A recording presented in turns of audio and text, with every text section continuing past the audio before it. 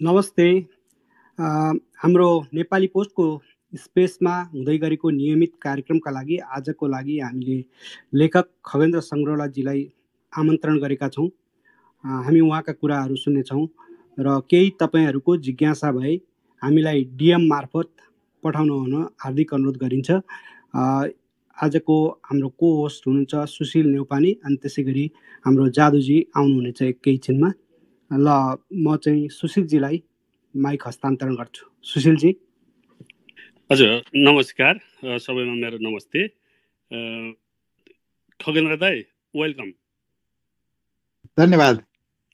मैले दाईलाई वेलकम किन भन्ने भनेदेखि दाईकोमा कोही आएर आउने बित्तिकै दाईले गेट खोल्नुहुन्छ, त्यसपछि दाईलाई नमस्कार गरौँला भनेर मान्छे तयार परिराखेको हुन्छ, तर दाईले चाहिँ वेलकम भन्नुहुन्छ। वेलकम भनिसकेपछि आगन्तुक अब थ्याङ्क यू भन्ने कि धन्यवाद भन्ने कि नमस्कार भन्ने भनेर झुकिन्छ। त्यसले गर्दाखेरि ऊ सबै कुरा छोडेर नमस्कार गर्छ अरे। दाईले आफैले चाहिँ के भन्नुहुन्छ भनेर मैले सोधेको, त्यो सत्य हो दाई?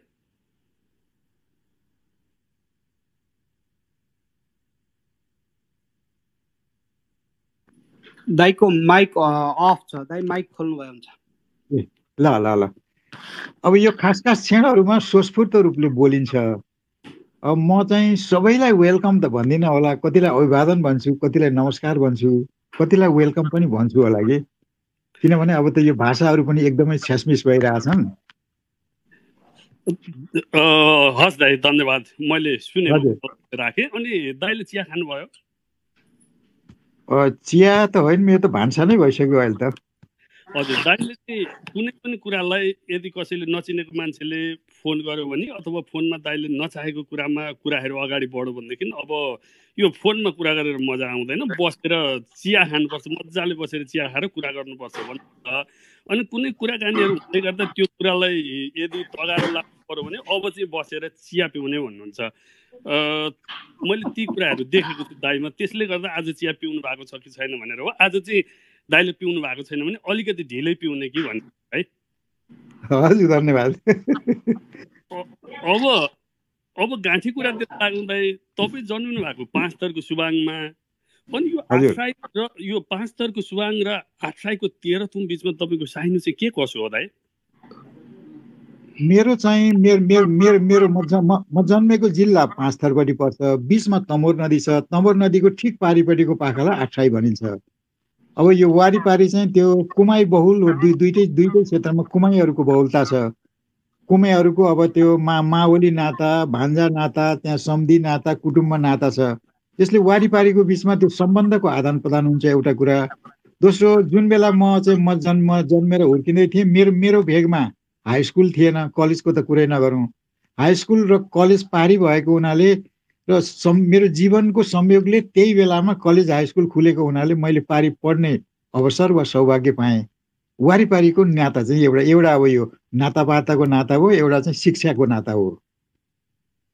धन्यवाद है। अनि दाईका शब्दहरू, जुन शब्दहरू हुन्छन्, वाक्यहरू हुन्छन्, ती तिखा मात्रै हुँदैनन्, धारिला मात्रै पनि हुँदैनन्। तिखा र धारिला दुइटै मिसाएर गाएको जुन तीर हुन्छ त्यो खालका हुन्छन्। र दाई चाहिँ एकदम आँटी रूपमा, निडर रूपमा लेख्ने गर्नुहुन्छ, त्यो सबैलाई थाहा भएकै कुरा हो। अनि यस्तो आँट चाहिँ दाईमा कसरी आयो त भनेर बुझ्दै जाँदा चितुवासँग पौठेजोरी खेल्ने मान्छेसँग पौठेजोरी खेल्नलाई कुन ठुलो कुरो भएर जस्तो पनि देखिन्छ। तपाईँ केटाकेटी हुँदा गोठालो गएको बेलामा तपाईँका त्यो बाख्राको पाठो हो या भेडाको पाठो चितुवाले तान्ने, अनि तपाईँ आफ्नो पाठो तान्नतिर लाग्ने गर्नुभएको थियो भन्ने मैले सुनेको थिएँ। त्यस विषयमा केही बताइदिनुहुन्छ? बाल्यकालमा म गोठालो पनि भएँ, खेतालो पनि भएँ, सबै एउटा कृषकको छोराले गर्ने सबै काम मैले गरेँ। धेरै सानो हुँदाखेरि म भेडा बाख्रा चराउँथेँ। अलिकति ठुलो भएपछि गाई भैँसी चराउन थालेँ। मेरो घरभन्दा माथि ढाँड थियो र जङ्गल थियो, त्यहाँ घाँस भएको हुनाले भेडा बाख्रा त्यहाँ लगिन्थ्यो। एकचोटि म एक्लै, प्राय अरू बेलामा त छरछिमेका दिदीहरू पनि हुनुहुन्थ्यो, संयोगले त्यो दिन दिदीहरू थिएनन्। अनि एउटा झ्यासको बिचमा त्यो भेडाको पाठोलाई केहीले ताने जस्तो मलाई लाग्यो। यसो हेरेको त चितुवाले तानिरहेको रहेछ। म त गोठालो, मेरो गोठालाको कर्तव्य त भेडोलाई जोगाउने हो। मैले त्यो भेडोलाई चितुवाको मुखबाट ताने। संजोगले अब त्यो चितुवा मसँग डरायो अथवा के हो थाहा छैन, चितुवा त्यहाँबाट भाग्यो। त्यसपछि म पनि ओह्रालोतिर भागेँ। धन्यवाद है। अनि यो भोट खसाउने भोटर बक्सको रुख चिन्ह नेपाली काङ्ग्रेसको यो गीत कतिको सम्झिनुहुन्छ भाइ? यो चाहिँ एकदम सम्झन्छु। म चाहिँ केही घटनाहरू 7 सालमा म 4 वर्षको थिएँ। 8, 9, 10 सालको बिचका मेरो खास घटनाहरू मलाई केही पनि याद छैन। 7 साल चाहिँ मेरो भेगमा धेरै ठुलो घटना भएको हुनाले त्रिभुवन गद्दी छाडेर दिल्ली गएपछि त्यो भेगका राई लिम्बूहरू विद्रोहमा उठे। विद्रोहको अभिप्राय के थियो भने राजाले सिंहासन छोडेको हुनाले अब हामी राज गर्छौँ, हाम्रो राज यिनीहरूले खोसेका छन् भन्ने उनीहरूको भनाइ थियो। 7 सालको त्यो घटना सम्झन्छु। त्यसपछि मैले राम्ररी सम्झने भनेको 15 सालको पहिलो आम निर्वाचन हो। त्यो पहिलो सालको आम निर्वाचन भनेको चाहिँ यो बहुदलीय राजनीतिमा वा लोकतान्त्रिक राजनीतिमा मेरो प्रवेशको पहिलो पाठशाला हो। मेरो घरको पारिपरि भारपा भन्ने गाउँ छ। भारपाबाट एकजना रिजाल नामका काङ्ग्रेसी त्यहाँ आएका थिए। तिनले त्यो बेला ठुलो ढुवाङ लिएर आएको थिए। अनि त्यो मेरो स्वर राम्रै हुनाले मलाई उनले गीत गाउन लगाए। मैले यो भोट खसाउने भोटर बक्सको गीत गाएँ। हरेक गीत गाए बाबत उनले हरेक पटक उनले मलाई एउटा रातो मिठाईको गेडो दिन्थे। मलाई चाहिँ त्यो बेलाको धेरै घटनाहरू बिर्सिसक्दा पनि त्यो घटना मलाई याद छ। धन्यवाद दाइ। अनि अब यो गीत तपाईँले गाउनुको पछाडि अथवा गाउन लाउनुको पछाडि कङ्ग्रेसको जुन चुनावी गीत थियो 2015 साल, त्यसको पछाडि तपाईँका बा काङ्ग्रेसमा हुनुहुन्थ्यो। त्यस कारणले गर्दाखेरि तपाईँको घरमा काङ्ग्रेसका नेताहरू आउनुभयो अथवा कार्यकर्ताहरू आउनुभयो र तपाईँ पनि त्यस बेला 12 वर्ष जतिको हुनुपर्छ, त्यो गीत गाउनुभयो। त्यसरी सुरुमा काङ्ग्रेसको गीत गाउनु भएको मान्छे बा काङ्ग्रेस, अनि एकाएक कम्युनिस्ट भएर निक्लिनु भयो। तपाईँलाई कुन सूत्रले वामपन्थी बनायो भाइ? होइन, यो चाहिँ कस्तो थियो भने म त त्यो पञ्चायतको एकदमै तपाईँको यो एउटा सन्नाटाको अवस्थामा, एकदमै बन्द अवस्थामा, दमनको अवस्थामा म हुर्केँ। जुन बेला म हाई स्कुल पढिरहेको थिएँ अथवा इन्टरमिडिएट पढिरहेको थिएँ, त्यो बेलामा मेरो गुरुहरू अथवा कतिपय अलिकति धेरै थोरै पढेका नातेदारहरूलाई कोहीलाई काङ्ग्रेस भनिन्थ्यो, कोहीलाई कम्युनिस्ट भनिन्थ्यो। काङ्ग्रेस कम्युनिस्टको व्याख्या कसैले पनि गर्दैन थियो, किनभने व्याख्या गर्नको निम्ति सत्ताले कुनै छुट दिएको थिएन। जसलाई काङ्ग्रेस भनिन्थ्यो र जसलाई कम्युनिस्ट भनिन्थ्यो, अरू मानिसहरूभन्दा तिनीहरू फरक थिए। तिनीहरू समाजमा सुधारका कुरा गर्थे, परिवर्तनका कुरा गर्थे, अन्यायको विपक्षमा बोल्थे। तर त्यहाँ चाहिँ त्यो काङ्ग्रेस र कम्युनिस्टहरू मध्ये मलाई चाहिँ त्यो कम्युनिस्टहरू चाहिँ अलिकति अब नजिकको, प्रिय, जनतासँग रिज्ने भिज्ने, जनताको सुख दुःखसँग मिल्ने हो कि भन्ने अनुमान भयो। त्यो त अनुमानको कुरा मात्र थियो। आइएको चाहदिनँ म काठमाडौँ आएँ। त्यो बेलाको काठमाडौँका युवाहरूमा यो लाल छाप एकदम गम्भीर थियो। चीनमा सांस्कृतिक क्रान्ति भइरहेको थियो। दक्षिणमा नक्सलवादी आन्दोलन भइरहेको थियो। अलि दक्षिणको अलि सानो देश भियतनाममा साना मान्छे होचिमिन्न काकाको नेतृत्वमा अमेरिकी साम्राज्यवाद विरुद्ध मुक्ति युद्ध भइरहेको थियो। यी विभिन्न कुराहरूको त्यो समयमा राजनीतिक राप र ताप थियो। त्यो राप र तापबाट म स्वभावतः प्रेरित भएँ, किनभने अभाव अथवा विभेद अथवा अन्याय त मेरो वरिपरि पनि थियो। यो साम्यवाद अथवा मार्क्सवाद भन्ने यो लाल क्रान्तिले चाहिँ समाजलाई अन्यायबाट मुक्त गर्छ, छुवाछुतबाट मुक्त गर्छ, यसले समानताको बिउ राख्छ, समानताको जग राख्छ भन्ने थाहा पाएँ। त्यही पृष्ठभूमिमा म चाहिँ त्यो बेलामा अब 15 सालमा त्यो गीत गाए पनि मेरो बा काङ्ग्रेसमा लागेको भए तापनि म पछि चाहिँ म अब मार्क्सवादी लाल हुन पुगेँ। धन्यवाद दाइ। अनि तपाईँको यो लेखन साहित्य क्षेत्रको थालनी त गाउँकै साहित्य कार्यक्रम मार्फत नै भएको देखिन्छ। अनि तपाईँको पहिले तपाईँले लेख्ने कविता लेख्ने गर्नुहुन्थ्यो। तपाईँको पहिलो रोजाइ कविता थियो, तर कविता चाहिँ तपाईँले चटक्कै छोड्नु भयो र अरू विधामा प्रवेश गर्नुभयो। त्यसको कारण के छ दाइ? यो चाहिँ बडा चाखलाग्दो छ। यो के छ भने सबै अब साहित्यमा प्रवेश गर्दाखेरि सबैको एउटा पहिलो लेखन त कविता नै हुन्छ। आजकल त सायद गजल पनि हुन्छ होला, किनभने अब त्यो कविता लेख्नको निम्ति भाषिक शुद्धताको आवश्यकता हुँदैन। त्यसमा धेरै ठुलो शब्द भण्डार पनि चाहिँदैन। छोटो समयमा छिटो लेख्न सकिने, लय हालेर भन्न सकिने हुनाले सुरुमा कविता लेखिन्छ। मैले पनि सबैभन्दा पहिले सरस्वती पूजामा, सायद म त्यो बेला 6 क्लास 7 क्लासमा थिएँ, सरस्वती पूजामा सरस्वती वन्दना लेखेँ। पछि एसएलसी आइएसम्म मैले केही कविताहरू लेखेँ र करिब 5-7 वटा कविताहरू मेरो केही रूपरेखामा छापिए, केही भानुमा यताउता छापिए। त्यसपछि मेरो कथामा रुचि बस्यो। मैले बोधविक्रम अधिकारीको दन्त्यकथा पढेँ, गुरुप्रसाद मैनालीका कथाहरू पढेँ। त्यसपछि म प्रेमचन्दमा पुगेँ र पश्चिमका कथाहरू जति अनुदित भएर आउँथे, चेखोव अथवा मौपासना ती पनि पढेँ। कथामा रुचि भएपछि म कथा लेख्न थालेँ। मलाई के लाग्यो भने यो मेरो कविता भन्दा अलिकति कथा राम्रो होला कि भन्ने मेरो अन्तश्चेतनामा कहीँ त्यस्तो विचार पुर्यो। पछि गर्दै गएपछि मलाई के लाग्यो भने यो मेरो कविताले गरी खाँदैन। मैले कविता लेखिरहने भनेको मैले आफ्नो आयु पनि खाने हो। जसले मेरो तथाकथित कविता पढ्छ त्यसको आयु पनि खाइने हो भन्ने मलाई लाग्यो। त्यसपछि मैले कविता चटक्कै छोडेर म गद्य कथामा लागेँ। लामो समय कथा लेखेँ अनि कथा लेखनमा अभ्यास भएर एउटा लेखकको रूपमा सामान्य परिचय निर्माण गरेपछि त्यसपछि निबन्ध, संस्मरण, केही वैचारिक कुराहरू र केही समालोचनाहरू लेखेँ। अनि तपाईँले आफैले भन्नुभएको छ धेरै ठाउँमा म चाहिँ मधुपर्क गोर्खापत्रमा रुन्चे साहित्य लेख्थेँ, रुन्चे साहित्य लेख्नलाई सत्ताले सबै खाले सत्ताले छुट दिएको हुन्छ भनेर भन्नुभएको छ। अनि त्यही बिचमा तपाईँले जुन मधुपर्क गोर्खापत्रका लागि तपाईँका साहित्यिक सामग्रीहरू लेख्नुहुन्थ्यो त्यो बेलामा चाहिँ भीम तिवारीले चाहिँ तपाईँलाई निकै सताउँथे, तपाईँलाई यो लाइनको अर्थ के हो भनेर पटक पटक सोध्थे भनेर सुनेको हो, त्यो सत्य हो त? यसमा म दुईटा कुरा राखौँ। काठमाडौँ आएपछि मेरो संयोगले अथवा सौभाग्यले भैरव अर्यालसँग चिनारी भयो। भैरव अर्याल व्यक्तिको रूपमा अत्यन्त सामान्य, हास्य व्यङ्ग्यकारका रूपमा अत्यन्त महान एउटा शिखर पुरुष हुनुहुन्थ्यो। उहाँ त्यो बेलामा गोर्खापत्र कर्पोरेसनमा काम गर्नुहुन्थ्यो। उहाँको नाताले अथवा उहाँको प्रेमले, उहाँको सद्भावले, उहाँको सहयोगले म गोर्खापत्रमा मेरो प्रवेश भयो। त्यो बेला गोर्खापत्रले 24-25 रुपियाँ पारिश्रमिक पनि दिन्थ्यो। त्यसपछि मधुपर्क आयो, म मधुपर्कमा लेख्न थालेँ। त्यही बिचमा बिए पढिरहेको बेलामा उषा भन्ने एउटा पत्रिका म र केही साथीहरूले छाप्न सुरु गऱ्यौँ। त्यो सामूहिक सङ्कलन थियो। त्यो बेलामा प्रकाशित पत्रिकालाई अञ्चलाधीश अफिसमा पेश गर्नु पर्थ्यो। अञ्चलाधीश अफिसमा सेन्सर हेर्ने एकजना विद्वान हुनुहुन्थ्यो। संयोगले उहाँ भीमनिधि तिवारी पर्नुभयो। अनि त्यो उषा भन्ने पत्रिकामा एउटा मोदनाथ प्रसिद्धको एउटा कविता छापिएको थियो। त्यो कवितामाथि उहाँले बडो गम्भीर रूपले प्रश्न गर्नुभयो। यो चाहिँ यो श्रृङ्गार रस हो कि, यो वीर रस हो कि, विद्रोह रस हो कि, मलाई त राम्रो थाहा पनि थिएन। मैले के भने एकजना विद्वानको कविता हो यो, अनि यसमा यो विद्रोह नै छैन छ त भन्ने त मलाई लाग्दैन, राम्रै कविता भनेर छापियो। अनि त्यो बेला चाहिँ त्यो सेन्सरले सत्ताको एकदमै प्रत्यक्ष रूप, एकदमै परोक्ष रूपमा, प्रतीकात्मक रूपमा कहीँ सामान्य टिप्पणी गरेको उनीहरूलाई आभास भयो भने त्यसलाई कालो पुत्न लगाउँथे। मैले पनि त्यसमा धेरै त्यो झन् पत्रिका चाहिँ झन् आधा जस्तो कालो पोतियो। अनि भीमनिधि गुरुले एउटा आफ्नो कविता के सङ्ग्रह दिनुभयो, यो कविताको भाउ यहाँ परिचय राख भन्नुभयो। त्यो परिचय राखे बापत उहाँले हामीलाई त्यो पत्रिका अब बजारमा ल्याउन दिनुभयो। यो चाहिँ कथा त्यो हो।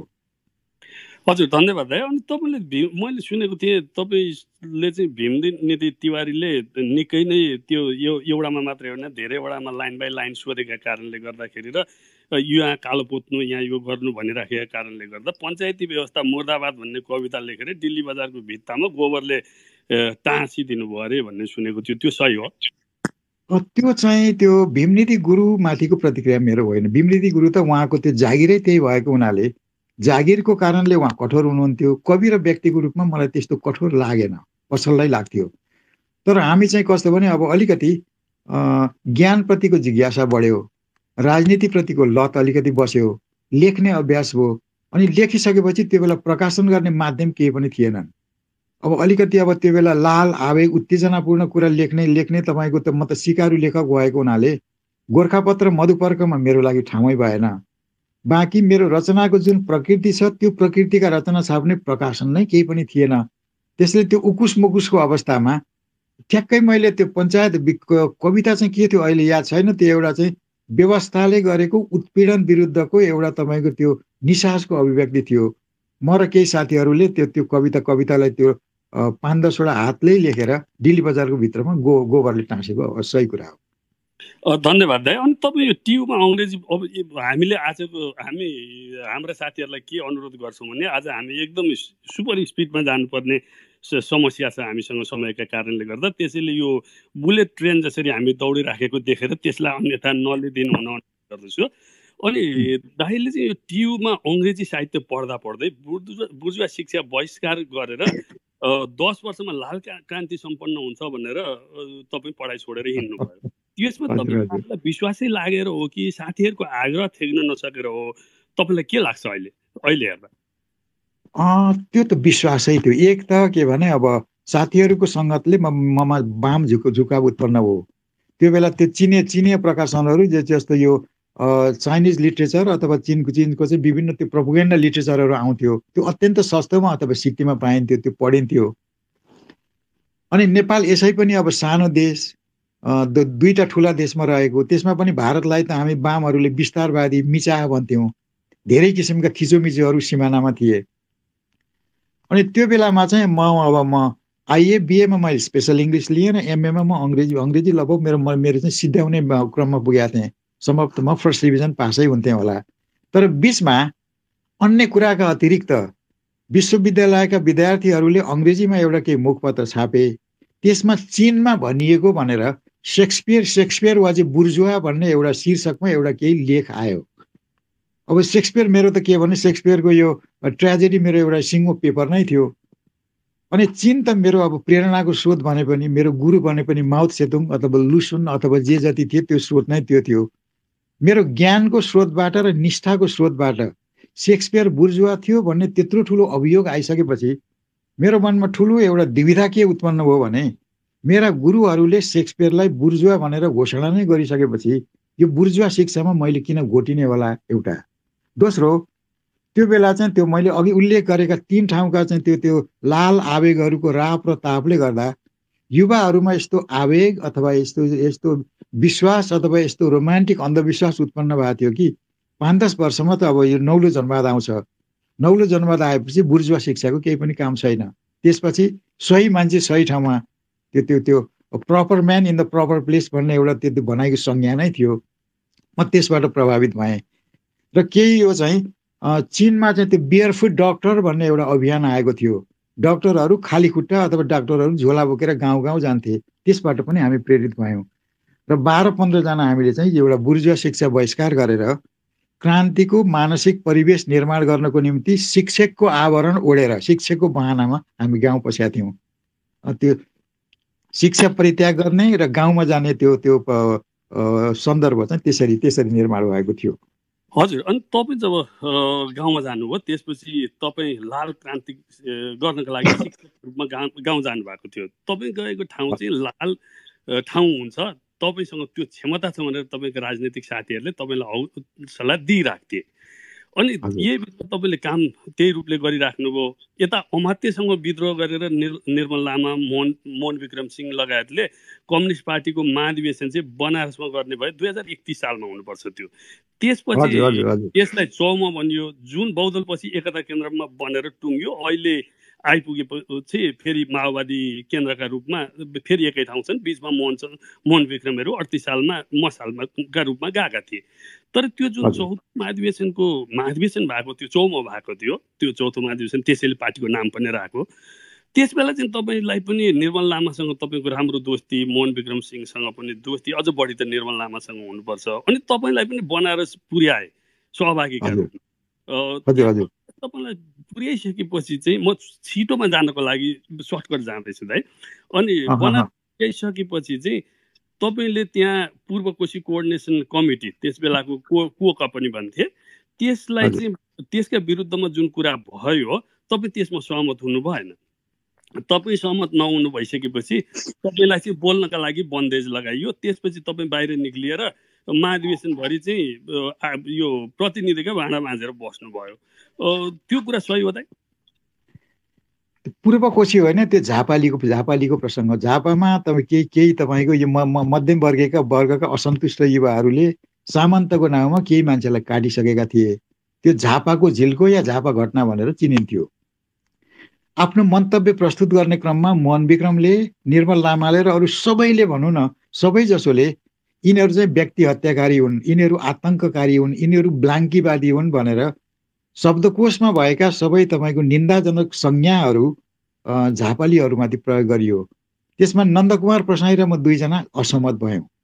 नन्दकुमार जसको साथमा म त्यहाँ पुर्याइएको थिएँ। हाम्रो असहमति के थियो भने झापालीहरूले जुन प्रविधि अथवा माध्यमको उपयोग गरे त्यसमा त हाम्रो पनि सर्वथा सहमति छैन।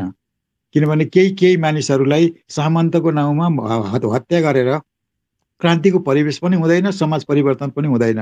तर बिरालोलाई बन्द कोठामा थुनेर चुट्न थालेपछि बिरालो त घाँटीमा आइलाग्ने हो। अहिलेको व्यवस्था यति साँघुरो छ कि यसले मानिसलाई जिज्ञासा राख्न, तर्क गर्न, विमति प्रकट गर्न, विद्रोह गर्न कहीँ पनि अनुमति दिँदैन। त्यो कहीँ पनि त्यो आफ्ना मनका भावना व्यक्त गर्ने छुट नभएको बेलामा युवाहरूले आफ्नो आवेग व्यक्त गरे। तिनको अभिप्राय आफै खराब थिएन। हामीले पहिले यसो भन्यौँ, म त पर्यवेक्षकको रूपमा गएको थिएँ। अनि भोलिपल्ट सबैभन्दा पहिला त्यहाँ चाहिँ त्यो के फरमान जारी गरियो भने पर्यवेक्षकको काम चाहिँ पर्यवेक्षण गर्ने हो, त्यसले सुन्ने हो, बोल्ने होइन, मुख बन्द गरियो। म त राजशाही पञ्चायतले मुख बन्द गरेर कमसेकम यो चाहिँ त्यो कम्युनिस्ट पार्टीले मानिसहरूलाई बोल्न छुट देला, विमति राख्न छुट देला भन्ने आशाले र अभिप्रायले गएको थिएँ। मेरै तपाईँको अब एउटा मैले नै निष्ठा राखेको पार्टी अथवा प्रक्रियाले मेरो मुख बन्द गरिसकेपछि त्यो कमसेकम त्यो सन्दर्भमा पञ्चायतभन्दा मलाई त्यो फरक लागेन। त्यसपछि म आकल झुकल त्यो छलफलमा यसो देखा पर्ने बाहेक मैले केही गरिनँ। बाहिर घुमेँ, पान खाएँ, बिहान बेलुका त्यहाँ चाहिँ त्यो अलिकति सक्नेले भात पकाउने, नसक्नेले भाँडा माझ्ने भन्ने कुरा थियो। मेरो त भात पकाउने ढङ्ग थिएन। मेरो काम चाहिँ भाँडा माझ्ने, बाहिर गएर बिडी खाने, पान खाने, त्यसरी 2-3 दिन हल्लिएर म फर्केको हुँ। अनि त्यसबाट मलाई के लाग्यो भने म एउटा लेखक पनि भएकोले यो कम्युनिस्ट सङ्गठन र त्यसको तपाईँको त्यो शुद्धताको जुन आग्रह छ र त्यसको सङ्गठनको जो कठोर अनुशासन छ त्यसले चाहिँ मेरो चिन्तनलाई, मेरो अभिव्यक्तिलाई दमित बनाउँछ कि कुण्ठित बनाउँछ कि भन्ने आशंका मेरो मनको कुनामा कतै भइरह्यो। त्यही कारण औपचारिक रूपमा म पार्टीमा कहिले पनि आबद्ध भएन। त्यसको पछाडि त्यो घटनाले मेरो मनमा उत्पन्न गरेको एउटा तितो प्रतिक्रिया पनि थियो। हजुर, धन्यवाद। तपाईँले त्यही कारणले गर्दाखेरि कम्युनिजम भनेको पनि एक खालको खोर हो भनेर पनि अभिव्यक्ति दिनुभएको छ पटक पटक। तर त्यसो हुँदा हुँदै पनि तपाईँले यो चौथो महाधिवेशनको लागि सहयोगीको भूमिका निर्वाह गर्न भने छोड्नु भएन। अनि चौथो महाधिवेशनमा कोकेको समर्थन गर्ने तपाईँ त्यसपछि बनेको कोकेबाट बनेको माले र मालेको अहिलेको रूप एमालेको भने विरोधमा सधैँ रहिरहनु भयो। त्यसको पछाडि केही कारण छ त? अनि त्यो चाहिँ कस्तो थियो भने मैले पहिले नै उल्लेख गरेँ, झापालीहरूको चाहिँ उनीहरूको त्यो एउटा रोमान्टिक एउटा चाहिँ तपाईँको एउटा उग्रता, सधैँ उग्रता थियो। अनि त्यो धेरै कुरामा तपाईँको त्यो मिथ्याबाजी प्रचार थियो, रोमान्टिसिजम थियो, फ्यान्टेसी थियो। त्यसले समाजको यथार्थलाई बुझ्नको निम्ति र यथार्थलाई परिवर्तन गर्नको निम्ति चिन्तनको त्यो प्रक्रिया र प्रविधिले सघाउ पुर्याउला भन्ने मलाई लागेन।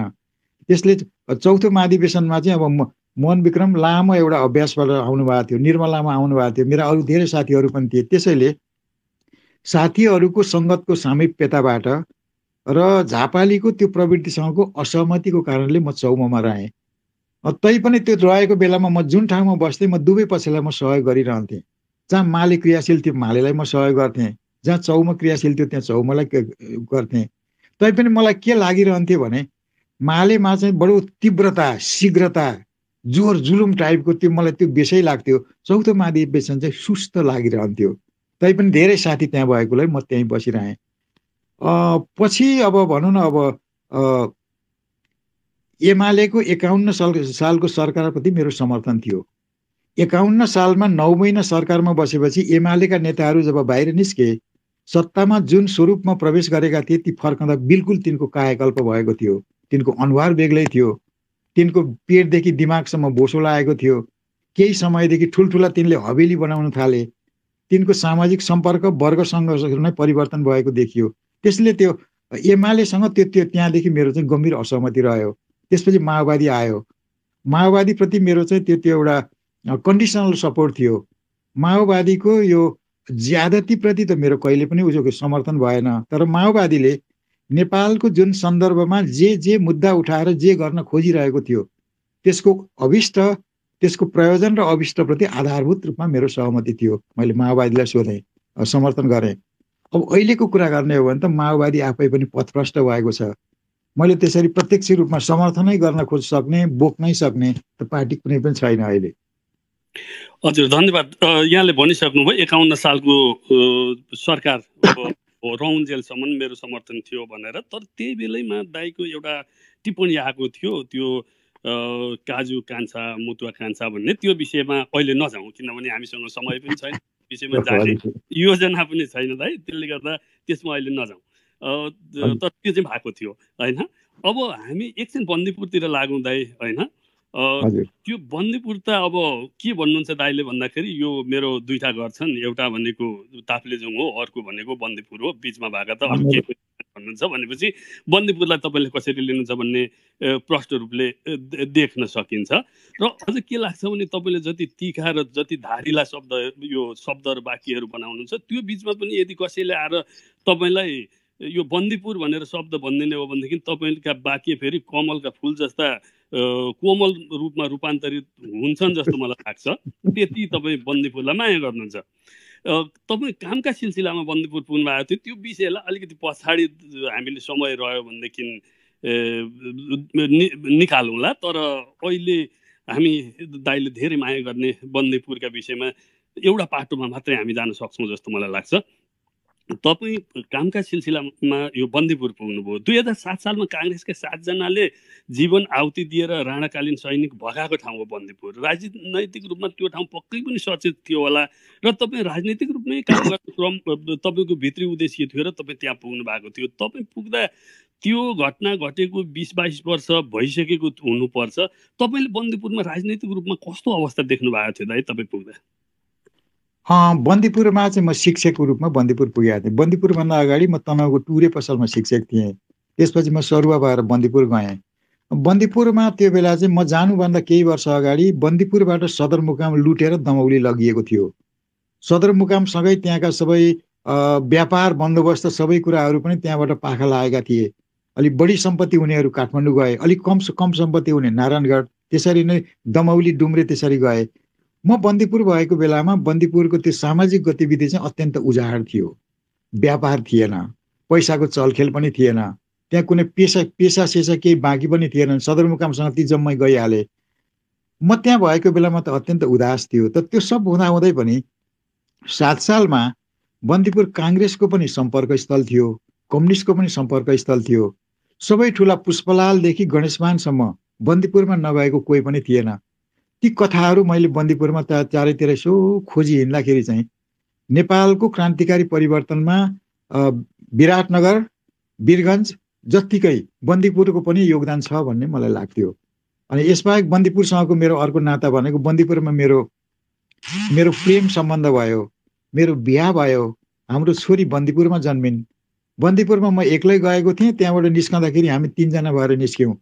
त्यसले यो कारणले अलिकति राजनीतिक कारण, अलिकति आफ्नो प्रणयको कारण, मेरो छोरीको जन्म थलो, त्यो कारणले बन्दीपुरप्रति स्वभाव त मेरो मनमा अनुराग छ। हजुर, तपाईँले यो बन्दीपुरमै हुँदाखेरि तपाईँ यो विभिन्न साहित्यका विधामध्ये नाटक पनि लेख्नुहुन्छ र तपाईँले चाहिँ यो जीवनको जोवनको देउरालीमा भन्ने नाटक सम्पादन गराउनु भयो। त्यसमा चाहिँ यो अन्तर्जातीय विवाह भनेको थियो, तर अन्तर्जातीय भने पनि त्यसबेला छेत्री र बाहुनको बिचमा तपाईँको नाटक प्रेमको नाटक थियो। पछि चाहिँ कस्तो भयो भने तपाईँको पनि प्रेमको कुरा बाहिर देखियो अनि तपाईँलाई पनि जिस्क्याउने कामहरू भयो कि ये आफ्नै बारेमा लेखेको रहेछ भनेर। त्यो के त्यस्तो? यसको 2-3टा कुरा छ। एउटा त के भने मैले चाहिँ त्यो गीति नाटक थियो, त्यो गीति नाटक थियो र त्यो चाहिँ एउटा अन्तर्जातीय सम्बन्ध थियो, एउटा बाहुन र तपाईँको छेत्रीको बिचमा। त्यो बेला बाहुन छेत्री बिचको अन्तर्जातीय सम्बन्धलाई पनि एउटा परम्परागत त्यो एउटा ब्राह्मण संस्कार र चिन्तनले उचित मान्दैन, त्यो स्वीकार गर्दैन थियो। त्यो मेरो नाटक बन्दीपुरमा अत्यन्त प्रेमपूर्वक हेरियो, धेरै रुचाइयो। अनि त्यहाँ चाहिँ त्यो बिचमा अब त्यो केटाकेटीको बिहा हुन नभएपछि केटीले आत्महत्या गर्छ। आत्महत्या गरेपछि त्यसको नायकले एउटा केही उद्गार व्यक्त गर्छ। पुरानो बाटो पहिरो गयो, नयाँ बाटो बन्न बाँकी छ। त्यो नाटक हेर्न सिडिओ साहब आउनुभएको थियो, जिल्ला शिक्षा अधिकारी पनि आउनुभएको थियो र अरू पनि ठुला बडाहरू त्यहाँ त्यो जिल्लाको न्यायाधीश पनि आउनुभएको थियो। अनि उहाँहरू कसलाई के सिडिओलाई के लाग्यो थाहा छैन, मेरो त्यही एउटा कथनको कारणले पुरानो बाटो पहिरो गयो, नयाँ बाटो बन्न बाँकी छ भनेपछि यसको सङ्केत व्यवस्थातर्फ छ, राजतन्त्रसँग छ। त्यसले यो चाहिँ राजतन्त्रमा पहिरो ल्याउने कुरा हो, विप्लव गर्ने कुरा हो भन्ने लाग्यो। त्यसपछि चाहिँ तपाईँको त्यो मसँग त्यो नाटक मागियो, मलाई केरकार गरियो, यो एउटा पाटो। दोस्रो, त्यही बेलामा मेरो जोसँग मेरो पछि प्रेम भयो, हाम्रो सामान्य एउटा पहिचान भएको थियो। कतै मेरो मनोविज्ञानको अन्तर कुन्तरमा त्यो विवाहले हाम्रो त्यो हुन लागेको प्रणय सम्बन्धको अभिव्यक्तिको त्यसको अभिव्यक्तिको नाटकमा भयो कि भन्ने मलाई लाग्छ। अनि पछि हाम्रो सम्बन्ध बढ्दै गएपछि मान्छेले कसरी गिजाउन थाल्यो भने यो नाटक लेखेको त त्यो त तरुनी फकाउन लेखेको रहेछ भनेर गिजाए। त्यो गिजाउने कुरा पनि आफै तपाईँको बडो रोचक थियो। धन्यवाद दाइ। अब वामपन्थीहरूको एउटा अनौठो अवस्था चाहिँ मैले के देखेको छु भने जतिसुकै नभ्याउँदा पनि प्रेम गर्न चाहिँ भ्याउने प्रेमीहरू देखेको छ। त्यसले गर्दा दाइ पनि प्रेमी नै देखिनुहुन्छ। यो विषयमा अहिले हामी जाँदैनौँ, दाइका पुराना प्रेमका विषयमा पनि अरू कुनै बेला कुरा गर्नेछौँ। यो समय अभावले त्यो पक्षमा हामी अहिले जाने छैनौँ। अनि त्यस बेलामा तपाईँको जुन सिडिओ कार्यालय तपाईँ धाउनुभयो, 25 सालमै त्यो बन्दीपुरबाट, अघि दाइले भनिसक्नुभयो बन्दीपुरबाट सदरमुकाम दमौली सरेको थियो भनेर। अनि त्यसले गर्दाखेरि त अब तपाईँ गएको बेलामा सिडिओ काममा जाँदा त फेरि दमौली धाउनु पर्यो, दुःख धेरै पाउनुभयो होला। यो बिचमा कोठा चाहिँ खान तलासीहरू गर्ने, तपाईँको किताबहरू जफत गर्ने भएका थिए। यो सिडिओलाई भेट्दा मेरो किताब फिर्ता गर भनेर चाहिँ तपाईँले चित्त दुखाउनु भएको छ, मेरो किताब लग्यो भनेर। तर त्यो मेरो किताब फिर्ता गर भनेर भन्नु भएन? होइन, मैले चाहिँ त्यो सिडिओलाई पनि सायद भने होला। बाँकी तपाईँको अब त्यो क्षेत्रका अलिकति ठुलाबडा, मैले श्रीभद्र खनालै हुनुहुन्थ्यो मेरो पहिचानमा, उहाँसँग पनि मैले निवेदन गरेँ। 3 पटक मेरो पुस्तकहरू मेरो कोठामा खान तलासी गरियो र खान तलासीको नाममा भयभरका जम्मै पुस्तक लुटियो। त्यो कुनै पुस्तक पनि फिर्ता भएनन्। सिडिओ साहबसँग कुरा गर्दाखेरि खोइ यो त मलाई थाहा छैन, मेरो आफ्नो नीति निर्देशन अन्तर्गत एउटा पुस्तक जफत गर्ने र त्यसलाई चाहिँ दम्पज पार्ने कुनै पनि नीति छैन। अब प्रहरीहरूले के गरे, तपाईँ प्रहरीमा बुझ्नुहोस् भनेर उहाँ पन्छिनु भयो। अनि त्यसपछि मलाई के लाग्यो भने मलाई त्यो पुस्तक अब सङ्कलन गर्न र जोगाइराख्न कहिले पनि रहर लागेन, किनभने पुलिसले लुटिहाल्छ। त्यसले पुस्तक किन्ने, पढ्ने, जसले चाहन्छ उसलाई दिने, उसलाई दिएपछि उसलाई पुस्तक फिर्ता गर भनेर निवेदन पनि नगर्ने, मेरो त्यो स्वभाव बस्यो। हजुर। अनि यो बिचमा जुन तपाईँले यो स्कुलमा पढाउनु भयो, स्कुलमा पढाउँदाखेरि चाहिँ दिउँसो चाहिँ अब तपाईँ शिक्षक हुनुहुन्थ्यो, हेडमास्टर हुनुहुन्थ्यो, दिउँसो पढाउँदाखेरि चाहिँ पञ्चायती व्यवस्था र राजतन्त्रबाट सकारात्मक रहेका पाठ्य पुस्तकहरू पढाउनुहुन्थ्यो। तर त्यसको ओझेलमा पर्ने बित्तिकै चाहिँ यसलाई चाहिँ ढाल्नुपर्छ, यो सही होइन, यो गलत हो भनेर तपाईँले फेरि बताउने गर्नुहुन्थ्यो। यो दोहोरो भूमिकामा तपाईँलाई कति अप्ठ्यारो थियो राई? त्यो धेरै असजिलो थियो। त्यो यसै पनि के भने त्यो एउटा ठुलो त्यो एउटा अन्तर्विरोध हो। किनभने एउटा मान्छेका तपाईँको के एउटा 24 घन्टाको अन्तरालमा 2टा रूप, 2टा अभिप्राय, 2टा उद्देश्य, एउटा समर्थन, एउटा विरोध, त्यो यसै पनि एउटा मानसिक मनोवैज्ञानिक दृष्टिकोणबाट असहज अवस्था हो भन्ने मलाई लाग्छ। अनि त्यो मनमा सधैँ त्यो द्वन्द्व दुविधा सधैँ भइरहन्थ्यो। तर शिक्षक त मेरो गाउँमा जाने आवरण मात्रै थियो। मेरो उद्देश्य वा अभिष्ट भनेको त त्यहाँको मानिसहरूलाई क्रान्तिको पक्षमा जागृत गराउनु, सङ्गठित गराउनु, सकिन्छ भने आन्दोलन गराउनु थियो। अनि दिउँसो म त अङ्ग्रेजीको टिचर, त्यो बेलाको त्यो पुरानो टेक्स्ट बुकमा king Mahendra brings his country to light भन्ने थियो। राजा महेन्द्रले मुलुकलाई उज्यालोतर्फ डोर्याइरहेको छन्, दिउँसो त्यो पढाउँथे। राति तपाईँको अब चौतारीमा, देउरालीमा, घाटमा, मसान घाटमा अथवा कहीँ एक्लासमा अलि राम्रो पढ्ने विद्यार्थीहरू 5-7 जना बटुलेर उनीहरूलाई मार्क्सवादको शिक्षा, क्रान्तिको शिक्षा, वर्ग सङ्घर्षको शिक्षा, परिवर्तन र बलिदानको शिक्षा दिन्थे। करिब त्यो पञ्चायत कालभरि मेरो व्यक्तित्वको अथवा चरित्रको त्यो 2टा पाटा सँगै रहे। त्यो सहज त थिएन, तैपनि अब जीवन जेनतेन ढङ्गले अब जीवन बाँचियो, झेलियो। हजुर। अनि तपाईँले यो बन्दीपुरलाई धेरै माया गर्नु तपाईँले मात्रै होइन, बन्दीपुरसँग सम्बन्धित सबैले चट्टकै माया मार्दा रहन्छन्। थाथलो बाँकी नै राखेर हिँडेका छन्, बन्दीपुरका अन्तका बेचेर हिँडेका छन्, त्यहाँका बाँकी नै राखेर हिँडेका छन् प्रायः जसो। अनि पटक पटक आउजाउ गरिराख्छन्, कार्यक्रमहरू गरिराख्छन् र त्यहाँसँग सम्बन्धित मान्छेहरूलाई त्यहाँ बोलाउने काम पनि गरिराख्छन्।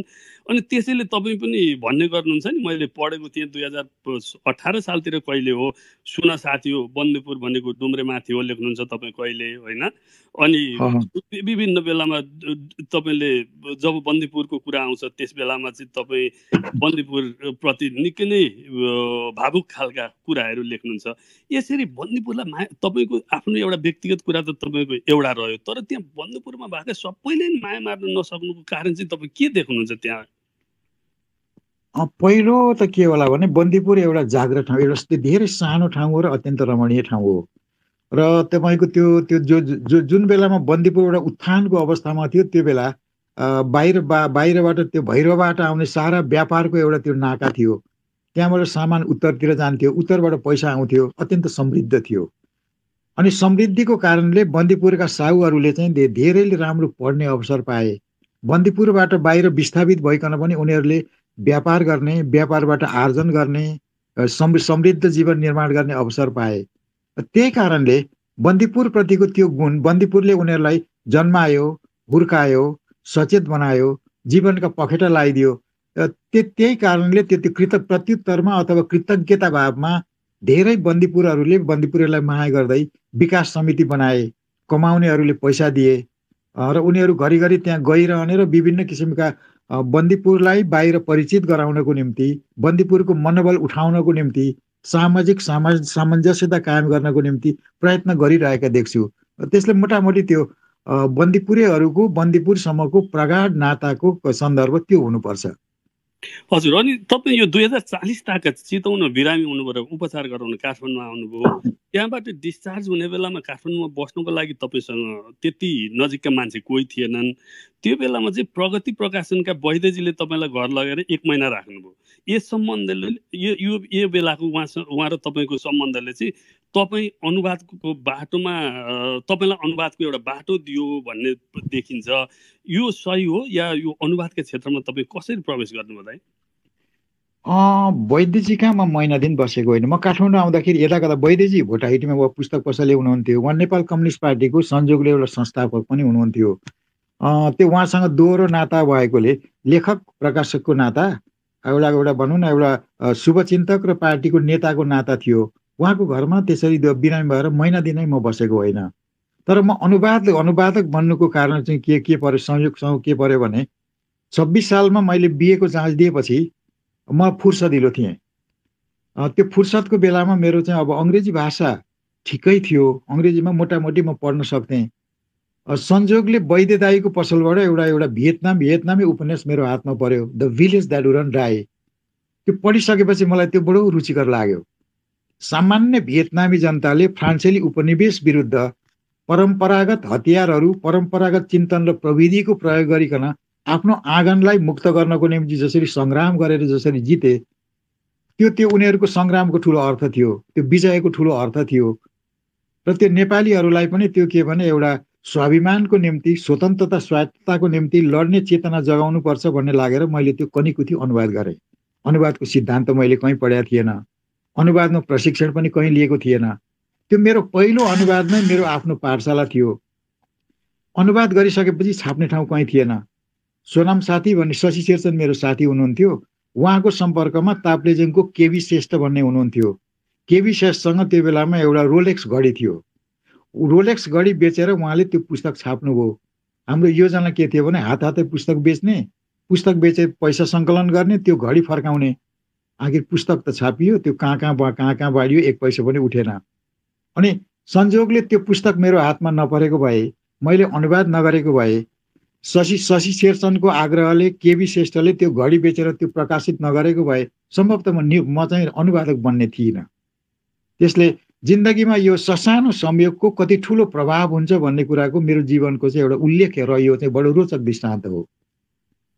हजुर, मैले के सुनेको थिएँ भनेदेखि वैद्यजीले मलाई ठगे भन्ने तपाईँको अभिव्यक्तिमा वैद्यजीका छोरा शिशिर वैद्यको चित्त दुखाइ सुनिएको थियो। त्यो चाहिँ माओका चुनिएका रचना भाग 2 अनुवाद गरे बापतको हुनुपर्छ, किनभने त्योभन्दा अघिल्लोलाई त कृष्णदासले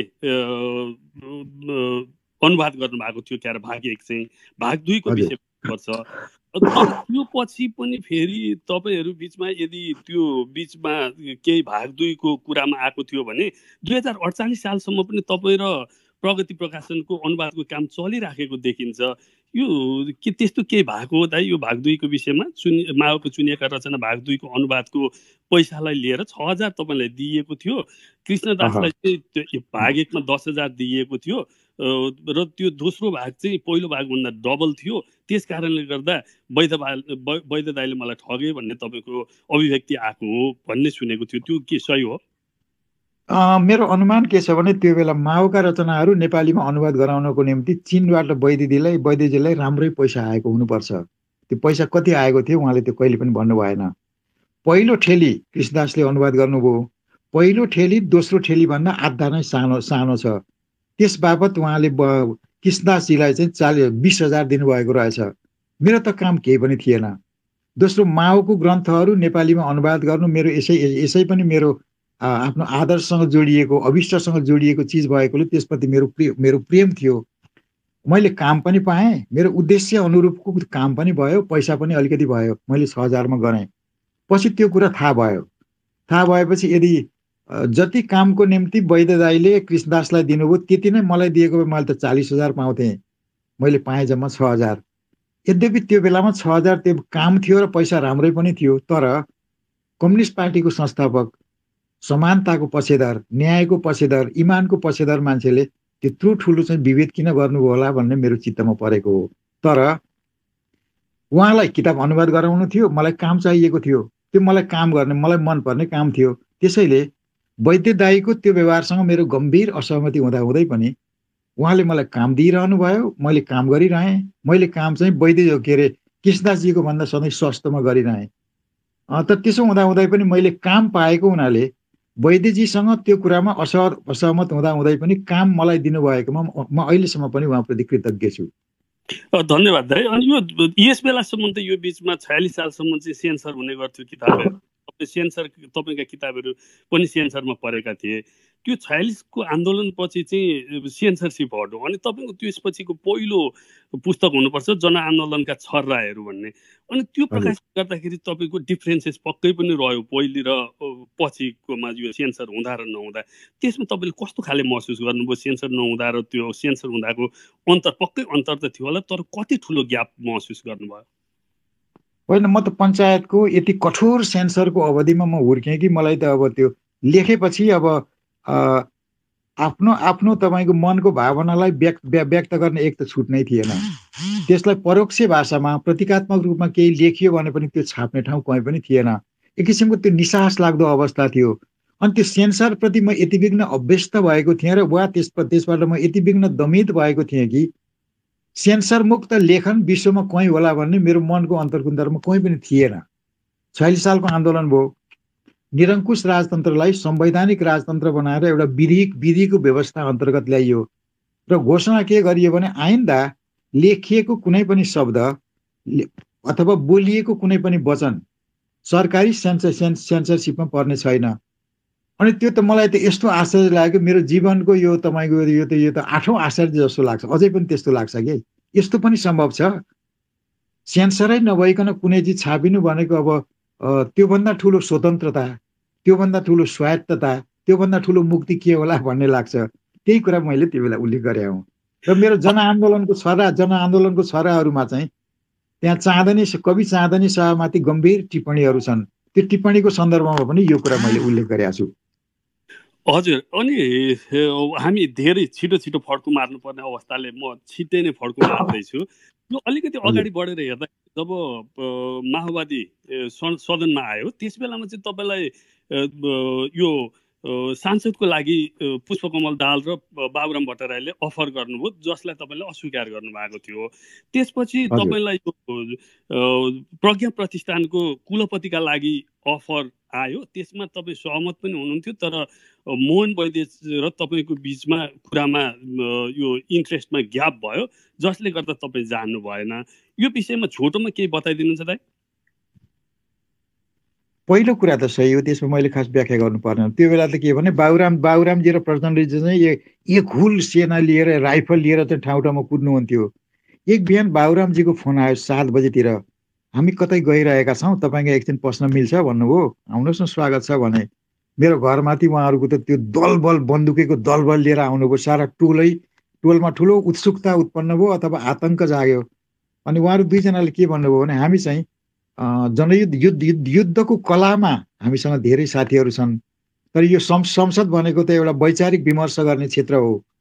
र त्यहाँ चाहिँ तपाईँको एउटा वैचारिक जाल झेल कुटिलता अनेक कुरा गर्नुपर्ने ठाउँ पनि हो। हामीसँग त्यस्ता योग्य मान्छेहरू छैनन्। तपाईँले हामीलाई सहयोग गरिदिनु भएकोमा हामी खुसी हुन्थ्यौँ भन्नुभयो। मैले त्यो छोटो फ्ल्याटली मैले के भने म तपाईँको मनोनित सांसद भएँ भने त्यो क्षणमै मेरो महत्त्व अथवा उपयोगिताको 90% त गुमिसक्नेछ। म त तपाईँको कार्यकर्ता हुनेछु। तपाईँको कार्यकर्ता हुनुको अर्थ के भने म आफ्नो विवेकको ब्रह्मले देखेको कुरा म बोल्न र लेख्न सक्ने छैन। त्यसैले मेरो आफ्नो जे जति मूल्यवत्ता छ त्यसको रक्षाको लागि पनि मलाई माफ गर्नुहोस् भनेर पठाएँ। पछि तपाईँले भन्नुभयो जस्तो मेरो त्यो सहमति नै त थिएन प्रज्ञा प्रतिष्ठानमा। मेरो शर्त के थियो भने धेरै कर गरेपछि टिम बनाउने अधिकार मलाई तपाईँले दिनुहुन्छ भने म पुनर्विचार गर्छुसम्म मैले भनेको थिएँ। त्यो बाबुरामजी प्रचण्डजीसँग मेरो सहमति नै भइसकेको थिएन। सहमतिको सम्भावना केही थियो पनि भन्न सकिन्छ। पछि चाहिँ अब त्यो कमरेड किरणले के भन्नुभयो अरे भने अब त्यो त मीन संशोधनवादी हो। हामी युद्ध गरेर यत्रो सङ्ग्राम गरेर बलिदान गरेर यो अधिकारहरू स्थापित गर्ने अनि एउटा संशोधनवादीलाई प्रज्ञा प्रतिष्ठानको कुलपति किन बनाउने भनेर उहाँले आफ्नै कार्यकर्ता बनाउनु भयो। बेस के गर्नुभयो भने उहाँले कार्यकर्ता बनाउनु भएकोले म प्रज्ञा प्रतिष्ठानमा म गइनँ, किनभने म त्यहाँ गएर पनि खास गर्न सक्ने केही थिएन। बरु मेरो निधारमा एउटा अकर्मण्यताको अथवा भ्रष्टाचारको दाग लाग्न सक्थ्यो। मैले गर्न सक्ने खास केही थिएन। त्यो सन्दर्भ चाहिँ त्यस्तो हो। हजुर, यो बिचमा अब निनु चापागाई तपाईँको एकदम परम मित्र नै हो उहाँ, होइन? अनि आउतीजी तपाईँको परम मित्र नै हो। त्यसपछि पूर्णविराम हुनुभयो। अब यो पूर्णविराम र अब निनु चापागाई उहाँहरू चाहिँ सरकारी हन्डी खानु हुँदैन भनेर पटक पटक भनिरहेको, तर जब उहाँहरूलाई अफर आयो यो प्रज्ञा प्रतिष्ठानको आजीवन सदस्यको अफर आयो, उहाँहरू त्यसमा भएको भत्ता लिनका लागि तयार हुनुभयो र त्यहाँ जानुभयो। त्यो विषयमा तपाईँको कुनै पनि त्यस्तो टिप्पणी मैले सुने जस्तो लाग्दैन एउटा। अनि अर्को चाहिँ आहुतिजीले तपाईँप्रति एउटा टिप्पणी गर्नुभएको थियो सङ्ग्राम बहादुर सार्कीको कथाको बारेमा, सङ्ग्रामी स्कुल जाँदै थियो भन्ने वाक्यलाई लिएर। यस विषयमा केही बताइदिनुहुन्छ त? अब यो पहिलो विषयमा चाहिँ त्यो पूर्णविराम एक समयको मेरो प्रिय कवि हो। उसलाई सेनाले बेपत्ता पार्ने रङ्गले सेनाले पक्राउ गर्यो। व्यापक रूपमा विरोध भएपछि उहाँ छुटेर आउनुभयो। सेनाले उहाँलाई भित्र यति धेरै सतायो कि उहाँ त्यो मानसिक रूपमा उहाँ एक किसिमले छेद विच्छेद हुनुभएको थियो। पछि सम्पर्क विच्छेद गर्नुभयो। बिचमा उहाँले खास केही पनि लेख्नु भएन। अनि संजोगले केही समयपछि सम्भवतः त्यसको 1-2 वर्ष कति पछि चाहिँ उहाँको घरबाट यसो हिँड्दाखेरि घरको बाहिरपट्टि ढोका बाहिर पूर्णविराम कवि पूर्णविराम आजीवन प्राज्ञ भन्ने टाँसिएको रहेछ। के होला भनेर मैले बुझ्दाखेरि त्यो महिनाको 25 रुपियाँको हिसाबले अब तपाईँले जुन धिष्ट वचन प्रयोग गर्नुभयो शब्द त्यही नै ठिक होला, उहाँले हन्डी खानुभएको रहेछ। अनि मैले त्यसमा टिप्पणी किन गरिनँ भने एकजना सेनाबाट पीडित भएको मान्छे, आर्थिक रूपमा कमजोर पनि, अब यस्तो बेलामा यस्तो संवेदनशील विषयमा के टिप्पणी गरिरहने जस्तो लाग्यो। बाँकी निनुजीको हकमा चाहिँ मेरो मनमा धेरै ठुलो एउटा खिन्नता अथवा खेद जस्तो लाग्यो त्यो थाहा पाएपछि। मैले धेरै ढिलो थाहा पाएको हुँ। निनुजीको धेरै ठुलो आवश्यकता छैन। उहाँका कुनै त्यस्ता लतहरू कुलतहरू तपाईँको त्यस्ता अब सोखहरू केही पनि छैनन्। सामान्य जीवनशैली छ। उहाँको घर छ र सायद ससुरालीले दिएका उहाँका 2टा घर छन्। उहाँको निम्ति त्यो 25,000को हन्डीको कुनै आवश्यकतै थिएन। उहाँले त्यो स्वीकार गर्नुभएछ। अब त्यसमाथि मैले टिप्पणी किन गरिनँ होला भने अब यो के विषयमा मात्रै टिप्पणी गर्ने। मेरो भएका साथीहरूमध्ये निनुको त्यो कमजोरीका बावजुद उहाँ चाहिँ सिद्धान्तनिष्ठ मार्क्सवादी हुनुहुन्छ। अन्य कुरामा त्यस्तो उहाँमा त्यो लोभहानी पापहानी मैले कहिले महसुस गरिनँ। व्यक्तिहरूप्रति खास त्यो द्वेष अथवा त्यस्तो भएको पनि कतै महसुस भएन। त्यो एउटा घटना बाहेक अन्य कुरामा मेरो निम्ति निनु चापागाई एउटा आदर्श लेखक आदर्श अभियन्ता भएको कारणले पनि होला त्यसलाई सन्दर्भ बनाएर मैले त्यस्तो हन्डी जस्तो त्यो टिप्पणी मैले गरिनँ। हजुर, म धेरै लामो समय लिन्न, अब 2टा मात्रै प्रश्नमा म जान्छु दाइ, त्यसपछि अर्को चरणमा हामी जानेछौँ। यो प्रज्ञा प्रतिष्ठानले चाहिँ लेखक साहित्यकार परिचय पत्र भनेर दिनलाई सुरु गरेछ। यो लेखक साहित्यकारलाई अब आफ्नो लेख साहित्य अथवा आफ्नो रचना परिचय नदिने कारणले गर्दा प्रज्ञा प्रतिष्ठानले कार्ड नै दिनुपर्ने अवस्था आएको हो, तपाईँलाई के लाग्छ? यो यस्तो होला, यो के छ भने प्रत्येक सत्ताले समाजको आलोचनात्मक चिन्तन राख्ने अथवा बागी विचार भएका, समाजमा अलिकति प्रतिष्ठा भएका, सम्भावना भएका ती पात्रहरूलाई प्रलोभनको माध्यमबाट, भ्रमको माध्यमबाट, पीडाको माध्यमबाट आफ्नो अनुकूल बनाउने, कन्फर्मिस्ट बनाउने चेष्टा त सबै सत्ताले गरेका हुन्छन्। यो परिचय पत्र दिने कुरा पनि एउटा तपाईँको यो ललिपप देखाए जस्तो लाग्छ एउटा। दोस्रो कुरा चाहिँ मेरो यसमा मेरो आफ्नो मत चाहिँ के हो भने लेखकको परिचय उसको रचना कर्मबाट स्थापित हुन्छ। लेखकको परिचय आफ्नो रचनाले पाठकहरूको मनमा उत्पन्न गर्ने अनुभूति, पाठकको मनमा उत्पन्न गर्ने आनन्द, पाठकको मनमा उत्पन्न गर्ने प्रेरणा भावमा नै लेखकको परिचय टाँसिन्छ। लेखनदासको कुरा अर्कै होला, कर्मचारीको कुरा अर्कै होला, तिनलाई तपाईँको सत्ताले परिचय पत्र बाँड्छ। लेखकको परिचय चाहिँ रचनाको माध्यमबाट निर्माण हुने हुनाले यो चाहिँ तपाईँको प्रज्ञा प्रतिष्ठानले जे गर्यो त्यो लेखकहरूको सम्मान होइन, अपमान हो भन्ने मलाई लाग्छ। एक। दोस्रो, प्रज्ञा प्रतिष्ठानको अहिलेको जुन टोली छ त्यो त के भने चल्तीको धृष्ट शब्दमा भन्ने हो भने त्यो त टिकेहरूको टोली हो। सत्ताको तपाईँको एउटा मुखर रूपमा अथवा मौन रूपमा सत्ताको भजन गाए बापत, सत्ताका कुरीतिहरू, भ्रष्टाचारहरू, व्यथितिहरूबारे केही पनि नबोले बापत पाएको पुरस्कार जस्तो लाग्छ। त्यसैले जसले परिचय पत्र दिइरहेको छ त्यो आफै पनि तपाईँको त्यो प्राज्ञिक समूह भन्दा पनि भजन मण्डली जस्तो छ। त्यो कारणले पनि यो चाहिँ तपाईँको एउटा सच्चा लेखकको निम्ति सम्मान होइन, अपमान होला भन्ने म ठान्छु। अनि दाइ, तपाईँले यो नाकाबन्दीको बेला तपाईँ जुन नाकामा जानुभयो त्यसको बारेमा तपाईँले धेरैचोटि बताइसक्नु भएको छ किन जानुभएको थियो भनेर, त्यसले गर्दा त्यो विषयको कुरै रहेन। तर त्यो बेलामा जुन नेतृत्वमा रहेका, त्यो आन्दोलनका नेतृत्वमा रहेका नेताहरू चाहिँ दिल्लीको भर्याङ चढ्दै गर्दा, लालु प्रसादको आँगनमा लालुलाई धनुष टङ्कार गर्दै गर्दा तपाईँको मनमा चिसो पस्यो कि पसेन दाइ? यो चाहिँ कस्तो छ भने नेपाल अब कहिल्यै पनि पराधीन भएन।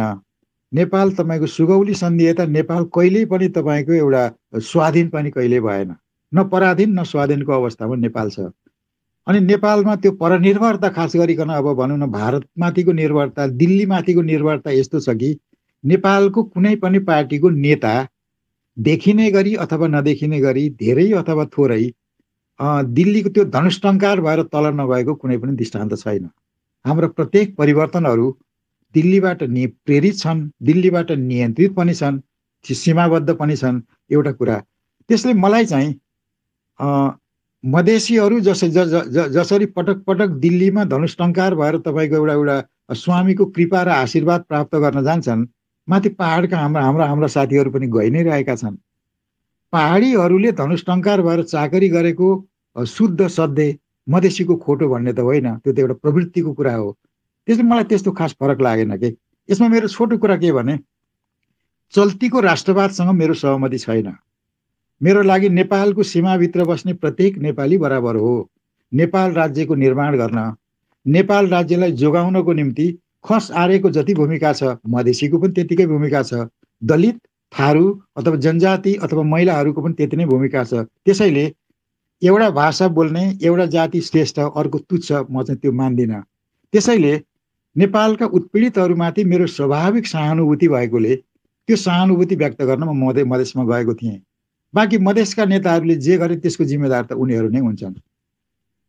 हजुर, अनि यसो हेर्दाखेरि, सरसर्ती हेर्दाखेरि चाहिँ तपाईँको पहिलो रोजाइ राजनीति हो, तर परिवारप्रति जिम्मेवार हुनुभयो, त्यसले गर्दा तपाईँ राजनीतिमा सिधा हात हाल्नु भएन। तपाईँको पारिवारिक जिम्मेवारीले तपाईँलाई रोक्यो। तपाईँ राजनीतिमा सिधा पौडी खेल्नु भएन, तर किनारै निरन्तर हिँडिरहनु भयो। तत्कालीन चौमलले तपाईँलाई अनायासै भरपुर उपयोग गर्न सक्यो अथवा तपाईँले सहयोग गर्नुभयो, यसो भन्दा अन्यथा होला खगेन्द्र दाइ? होइन, म चाहिँ के भने अब मेरो स्वभावमा एउटा अराजक मेरो स्वभाव भएकोले मैले पहिले नै उल्लेख गरेँ। मलाई के महसुस भयो भने पार्टीको सङ्गठनमा बस्नको निम्ति र सङ्गठनको अनुशासन झेल्नको निम्ति ममा त्यो रुचि अथवा त्यो धैर्य अथवा सहिष्णुता मसँग छैन भन्ने मलाई लाग्यो। म त सोच्ने लेख्ने मान्छे भएकोले मेरो निम्ति एउटा निर्बन्धता बन्देज मुक्ति आवश्यक थियो। त्यसकारण म राजनीतिमा हाम फालिनँ। अब परिवार भएकोले अब आफ्नो पारिवारिक दायित्व त यसै पनि सधैँ थियो। तर मैले चाहिँ तपाईँको अब संजोगले मेरा छोराछोरीहरू राम्रै पढे, म कहाँ चाहिँ पुस्तक पढ्ने मान्छेहरू आउँथे, तिनको सङ्गत हुन्थ्यो, छोराछोरीहरू राम्रो भए। त्यसले राजनीतिमा चाहिँ अन्य कारणको अतिरिक्त स्वभावजन्य कारणले म राजनीतिमा हाम फालिनँ। किनभने कम्युनिस्ट पार्टीको सङ्गठन, त्यसको संरचना, त्यो माथि तल ठुलो आदेश दिने, आदेश मान्ने, नमस्कार गर्ने, सलाम ठोक्ने यस्तो हो कि त्यसको मूल सिद्धान्त र आदर्श मलाई प्रिय लाग्दै पनि सङ्गठनले निर्माण गर्ने सम्बन्धका तहहरू, त्यो सम्बन्धमा तपाईँको एक किसिमको त्यो आदेश दिने र लिने मालिक र नोकर किसिमको जुन सम्बन्धको प्रकृति छ, त्योसँग मेरो सहमति कहिले पनि भएन। अनि मेरो असहमतिको अर्थ रहेछ भन्ने मलाई अहिले पनि किन लाग्छ भने त्यही सम्बन्धीको असमानताका कारणले सोभियत सङ्घ विघटन भयो। त्यही सम्बन्धको असमानताको कारणले माओका आदर्शहरू पनि तपाईँको कुनै एक ठाउँमा गएपछि विफल भए। नेपालको सन्दर्भमा पनि त्यही हो। त्यसले म चाहिँ स्वभावको कारणले राजनीतिमा हाम फालिनँ। बाँकी अरू अब म मान्छे भएकोले मेरो आफ्नो पनि भय थियो होला, त्रास थियो होला, सबै कुरा थियो होला, त्यो कारणले पनि गइनँ होला। तर मुख्य चाहिँ त स्वभावगत कुरा हो। हजुर, म अब अन्तिम एउटा प्रश्न राख्दै त्यसपछि जादुजीलाई माइक हस्तान्तरण गर्छु।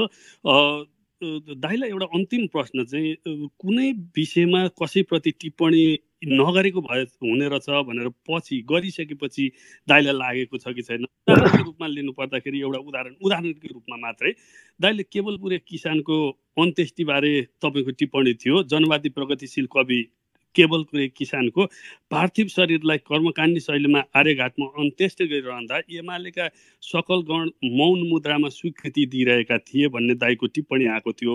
पछि तपाईँ हङकङ गएको बेलामा केवलपुरे किसानका छोराले तपाईँलाई बताउनु भएको थियो कि वास्तवमा कर्मकाण्डी शैली अन्त्येष्टि कसैको बहकाउमा थिएन, भाइ बहिनी दिदी इष्टमित्र मन राखिदिनु पर्यो भने त्यसले गर्दा हामीले त्यो गरेका हौँ।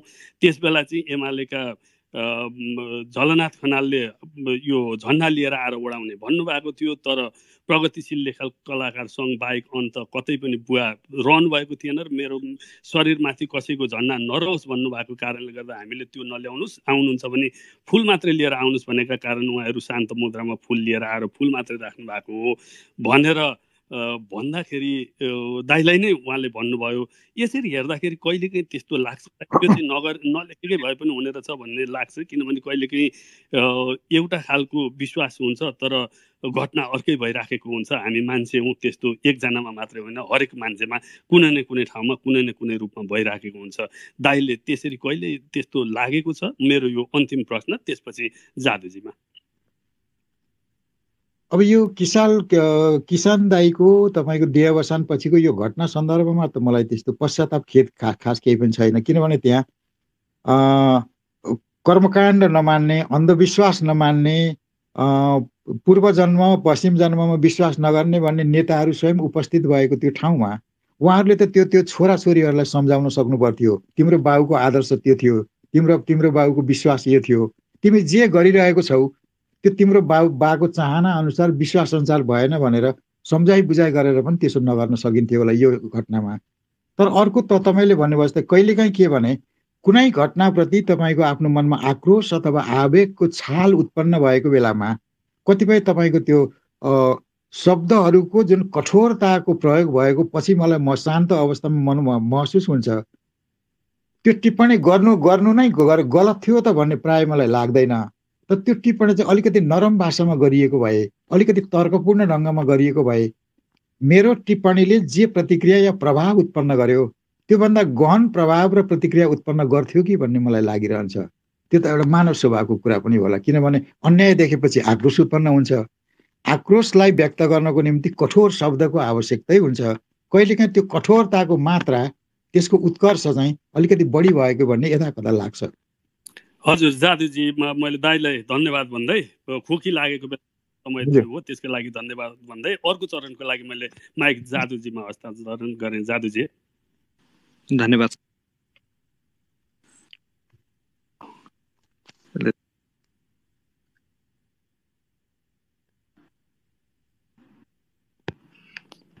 जादुजी तपाईँको आवाज आएको छैन। हजुर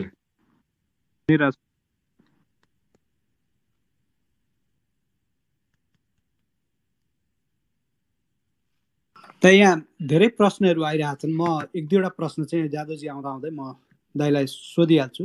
यहाँ डिएममा आएका प्रश्नहरू। हाम्रो एकजना मिलन श्रेष्ठ लेख्नुहुन्छ, तपाईँ एकजना स्वतन्त्र लेखक सँगसँगै एक अनुवादक पनि हुनुहुन्छ। स्वतन्त्र लेखकको रूपमा तपाईँका लेखहरू पढ्दा वाक स्वतन्त्रताको चरम सीमासम्म पुगेर लेख्नु भएको आभास हुन्छ। तर कुनै किताब अनुवाद गर्दा त्यसको मर्म र भाव नमरोस् भन्नेतर्फ ध्यान दिनुपर्दा एउटा परिधिभित्र रहेर अनुवाद गर्नुपर्ने हुन्छ, जसमा आफूलाई चित्त नबुझ्ने कतिपय कुराहरू पनि राख्नुपर्ने बाध्यता रहन्छ। एउटा स्वतन्त्र लेखकले यसरी परिधिभित्र रहेर लेख्नु पर्दा लेखकीय आनन्द कतिको पाउनुहुन्छ भनेर उहाँ सोध्नुहुन्छ दाइ। यो चाहिँ के छ भने यो सृजनशील लेखनको छुट्टै आनन्द हुन्छ र अनुवादको छुट्टै आनन्द हुन्छ। मैले अनुवाद दुई प्रकृतिको गरेँ। एउटा मैले आफ्नो पेट पाल्नको निम्ति यो एनजिओ आइएनजिओका यो चाहिँ तपाईँको फर्मल डकुमेन्टहरू, त्यो बित्थाको चिजहरू धेरै गरेँ। त्यो त मैले पेट पाल्नको लागि गरेका थिएँ। बाँकी मैले अब दर्शन अथवा समाजशास्त्र अथवा साहित्य सम्बन्धी जे जति रचना मैले अनुवाद गरेँ त्यो अधिकांश अनुवाद मेरो छनौट अनुसार, मेरो रोजाइ अनुसार थिए। स्वभावतः त्यो आफ्नो विचार व्यक्त गर्ने भनेको एउटा मुक्त कण्ठले, मुक्त भावले विचार गर्ने हो। अनुवाद गर्ने भनेको अर्कोको विचारलाई अर्कोको भाषाबाट त्यो सीमाभित्र आबद्ध भएर गर्ने हो। त्यसले मौलिक रचना सृजना गर्दाखेरिको त्यो एउटा स्वस्फूर्त भावना, सहज भावना त अनुवादमा हुँदैन। तर अनुवाद चाहिँ जब आवश्यकता महसुस गरेर प्रेमपूर्वक कुनै अनुवाद गरियो भने त्यसले उत्पन्न गर्ने जो सीमाबद्धता अथवा तपाईँको त्यो सङ्कुचन छ, त्यो सङ्कुचन चाहिँ धेरै बोजिलो लाग्दैन। जस्तो मैले कार्ल मार्क्सको रचना अनुवाद गरेँ, मैक्सिम गोर्कीको अनुवाद गरेँ, माओको अनुवाद गरेँ, लुसुनको अनुवाद गरेँ। यी सबै दार्शनिक वा कलात्मक दृष्टिकोणबाट मेरो अभिष्ट अनुसारका रचनाकार भएको हुनाले र मैले आफ्नो छनौट अनुसारको काम गरेको हुनाले त्यो बन्देज चाहिँ मलाई त्यत्रो बिघ्न ठुलो बन्देज बोजिलो अप्ठ्यारो लागेन। थ्याङ्क यू दाइ। अर्को पुरुषोत्तम बोहराजी सोध्नुहुन्छ, बारको आन्दोलनको बारेमा यहाँको विचार के छ भन्नुहुन्छ उहाँ। बारको आन्दोलन यो चाहिँ धेरै जटिल कुरा हो। यो के छ भने हाम्रो यो बहुदलीय नयाँ प्रकारको बहुदलीय संसदीय व्यवस्थामा छौँ हामी र यसमा चाहिँ शक्ति पृथकीकरण एउटा तपाईँको प्रजातान्त्रिक मूल्यका दृष्टिकोणबाट आधारभूत मूल्य भनेको शक्ति पृथकीकरण हो। शक्ति पृथकीकरणलाई भत्काइएको छ। अहिले बारको निशाना त सर्वोच्चका न्यायाधीश चोलेन्द्रमाथि छ, तर त्यो निशाना चाहिँ सेटिङ मिलाउनको निम्ति र भागभण्डा गर्नको निम्ति त्यसको जोडा पनि हुन्छ। त्यसको जोडा त हिजो खडप्रसाद ओली हुनुहुन्थ्यो, आज शेरबहादुर देउवाजी हुनुहुन्छ। अर्को जोडाको पक्षमा बारका कालाकोटी साथीहरू बोलेका छैनन्। किन नबोलेका होलान्? ती कुनै न कुनै पार्टीमा आबद्ध भएका हुनाले, पार्टीको लगाम तिनको विवेक चाहिँ पार्टीको लगाममा परेको हुनाले ती बोलिरहेको छैनन्। बाँकी चाहिँ तपाईँको एउटा विधिको रक्षाको निम्ति न्यायिक प्रणालीमा एउटा सामूहिक सुधारको निम्ति उनीहरूले गरिरहेको प्रयत्न ठिकै छ। तर विडम्बना के हो भने न्यायालय भनेको त्यो ठाउँ हो जहाँ मान्छेको लागि त्यो अन्तिम सहारा हुन्छ। कतै न्याय नपाएपछि मान्छे न्यायालयमा धाउँछ। न्यायालयले दुधको दुध पानीको पानी छुट्याउला भन्ने आशा हुन्छ। त्यस्तो ठाउँमा प्रधान न्यायाधीशले आफ्नो स्वार्थको रक्षाको निम्ति, आफ्नो अहङ्कारको रक्षाको निम्ति ठुलो सङ्ख्यामा तपाईँको एउटा आन्दोलित वकिलहरूभन्दा ठुलो सङ्ख्यामा उन्नत प्रकारका हतियारहरूको अखाडा बनाइएको छ।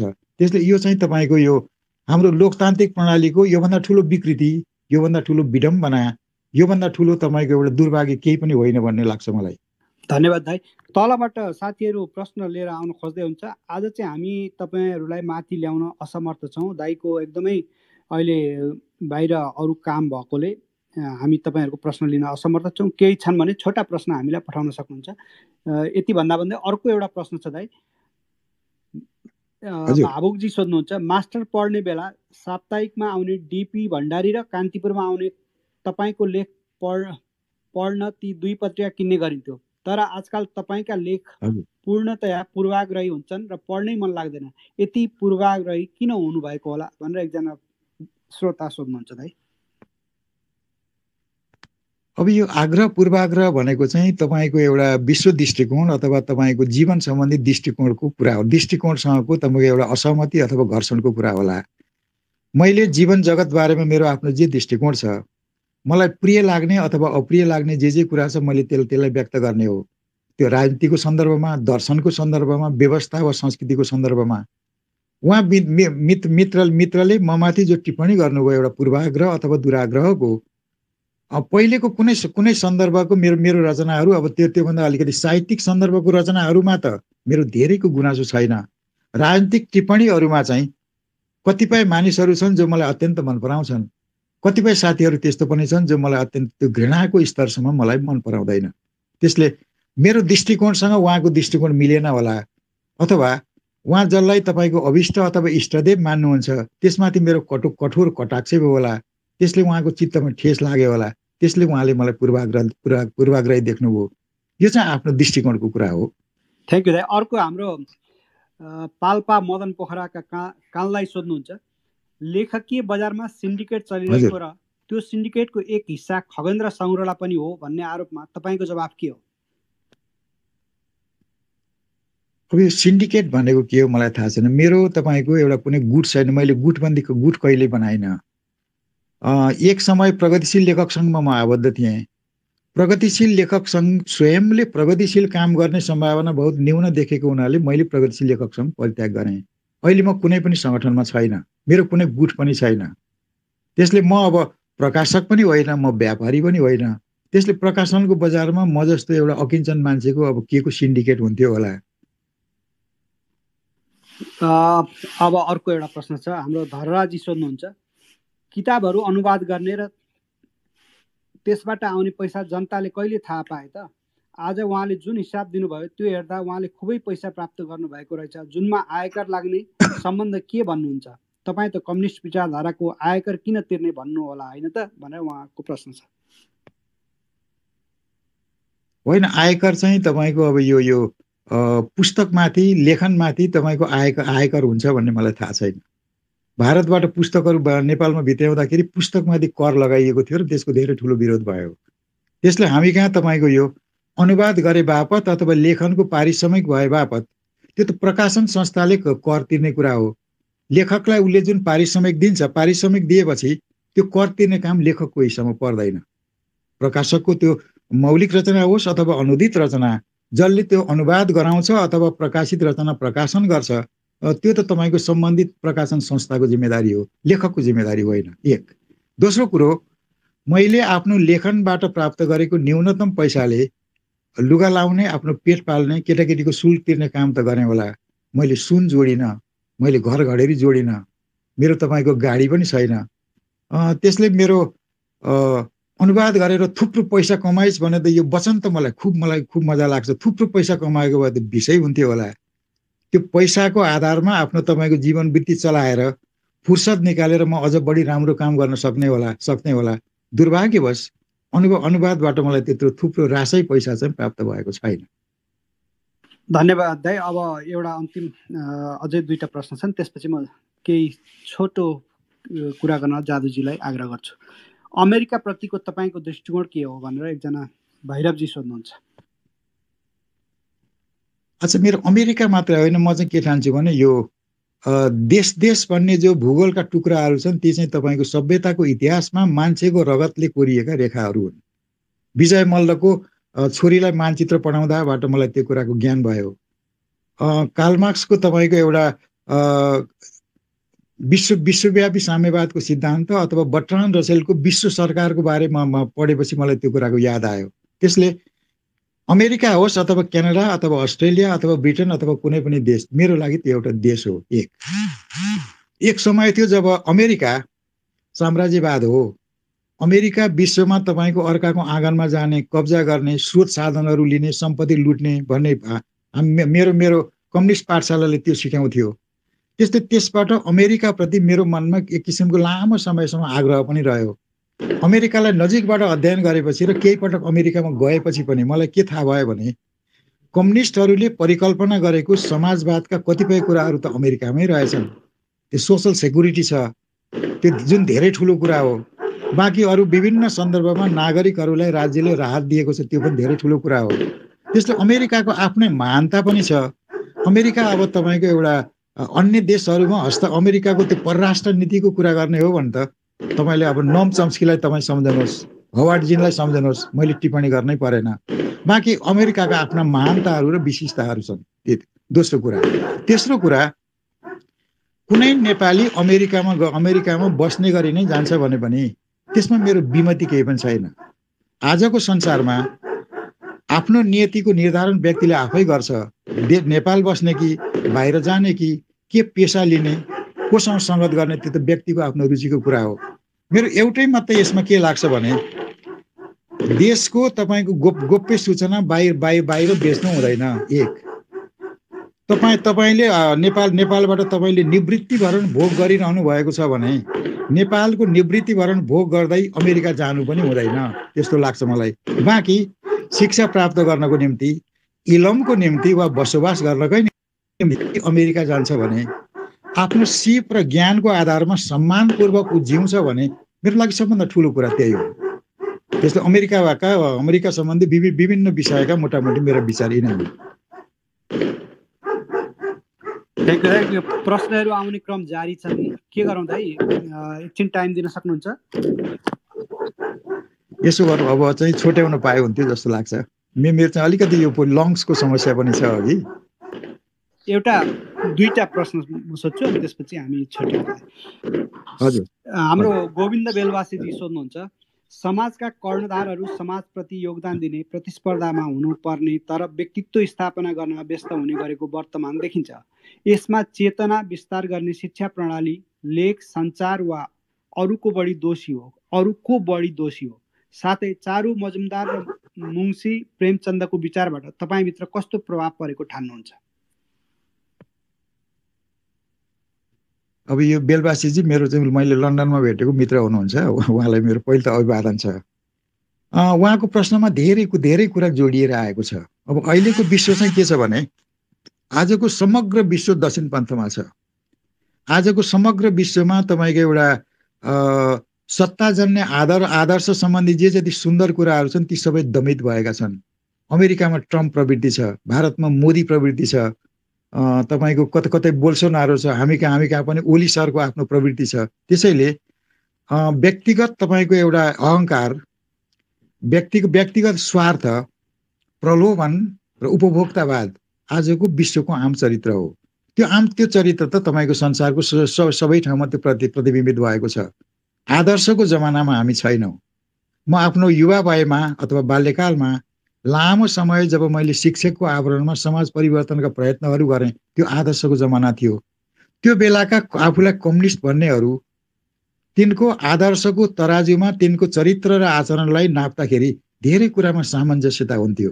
अहिले आफूलाई कम्युनिस्ट भन्नेहरू कम्युनिस्ट जस्तो लाग्दैनन्, काङ्ग्रेस भन्नेहरू काङ्ग्रेस जस्तो लाग्दैनन्।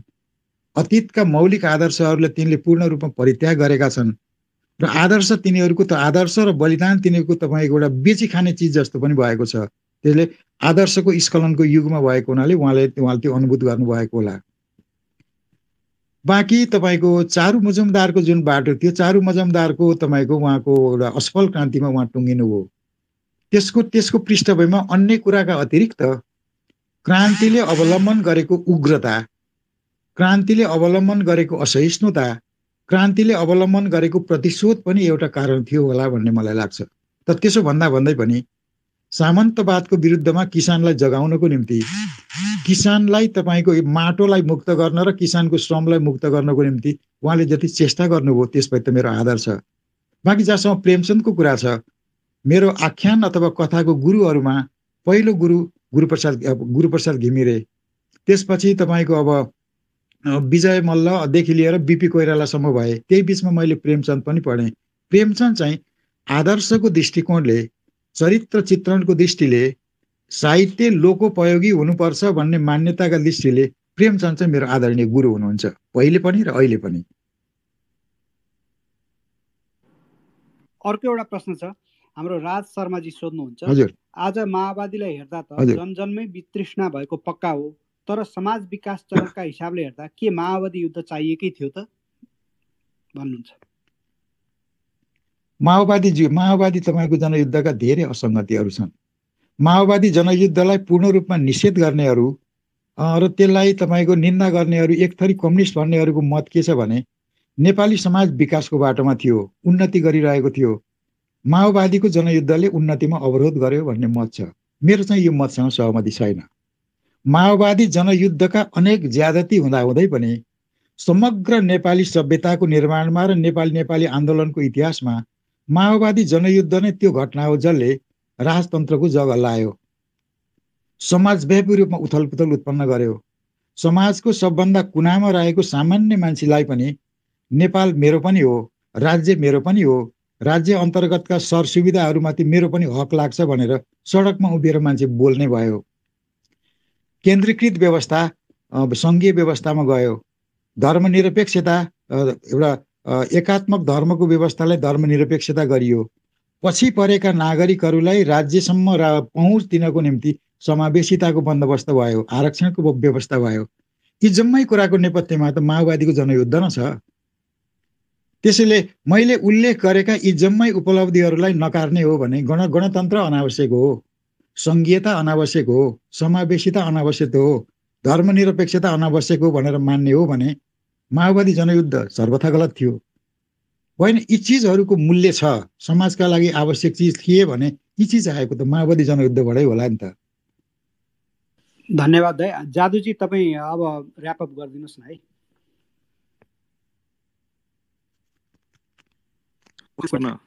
रहर थियो, एउटा ठुलो पाटो छुटे जस्तो महसुस भएको छ मलाई चाहिँ। साहित्य, अनुवाद अनि हजुरको विश्व दृष्टिकोण, विभिन्न सिद्धान्तहरू जुन तपाईँले अघि भन्नु पनि भयो सेलदेखि लिएर, त्यसको बारेमा कुरा गर्न मन थियो। अब यो छोटो समय नहोला, तर अर्को एउटा कुनै भागदोइ गर्नु पर्ला कि भन्ने लाग्यो मलाई यो सुनिरहँदा, किनभने एउटा राम्रो फ्लो बगिरहेको थियो अहिले स्वास्थ्यलाई नजर गरेर। अब एउटै कुरा मात्रै मलाई पहिलोचोटि तपाईँलाई देख्दा पनि भेट्दा पनि र आज पनि लाग्ने, यति मृदुभाषी मान्छे कसरी यति छुच्चो लेख्न सक्ने होला भन्ने प्रश्नको उत्तर चाहिँ पाएको छैन। त्यो खोजी गर्दै गरौँला म पनि। ल, त्यही भागदोइलाई राखौँ होला। धेरै प्रश्नहरू, तपाईँलाई धेरै धेरै धन्यवाद। मैले त्यही भन्न चाहेँ। जसले यही तपाईँको यो तपाईँको पछिल्लो टिप्पणीमा म सानो टिप्पणी गरौँ। म चाहिँ के भने आफ्नो मेरो बारेमा तपाईँले जे मत राख्नुभयो यो राख्ने मेरा शुभचिन्तकहरू, मेरा प्रेमीहरू धेरैको यो मत छ। मेरो तपाईँको एउटा कुनै मन्तव्य तपाईँको सुन्दाखेरि अथवा मैले लेखेको साहित्य पढ्दाखेरि जुन कोमलता अथवा जुन मृदुपना अथवा जुन आलङ्कारिकता बोध हुन्छ, राजनीतिक टिप्पणीहरूमा त्यो एउटा धृष्टता, छुच्चोपना त्यस्तो किन हुन्छ? अब त्यो चाहिँ राजनीति त्यो सन्दर्भको कुरा हो। नेपाली राजनीति यति भ्रष्ट छ, नेपाली राजनीतिमा तपाईँको एउटा अवसरवादको यस्तो माहौल छ कि त्यो अब जिम्मेदारी बोकेका मानिसहरू आजको भोलि नै जिम्मेदारीबाट च्युत भएर पतित भएको जब देखिन्छ, तपाईँको मनमा एक किसिमको त्यो विमति, एक किसिमको खिन्नता, एक किसिमको उग्रता, आक्रोश उत्पन्न हुन्छ।